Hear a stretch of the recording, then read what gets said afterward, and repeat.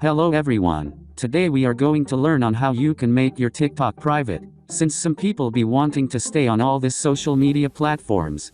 So in today's video I'm going to show you how all that is done, and the steps are actually simple. Simply start by opening TikTok.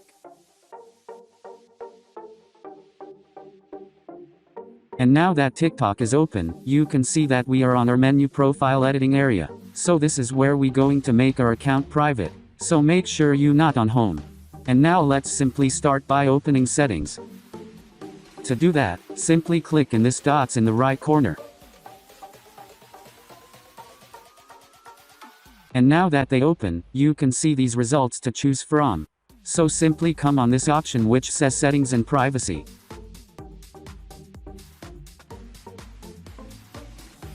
And now that it's open, you can see all these tools to work with. So this is where we are going to set your account to private. So simply come and then click on privacy.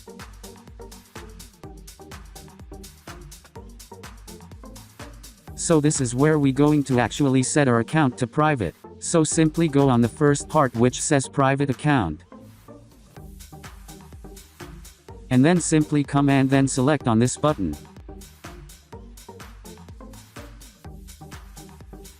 And now that the button is open, you can see that we have our last notification which asks if you sure you want to set your account to private. So because mine is set to a business professional account, it will immediately go back to usual. And also it will affect your account since aside from those who doesn't follow you won't see your posts or stories, unless you confirm them. Also if you click on switch anyways, your account will immediately switch to private.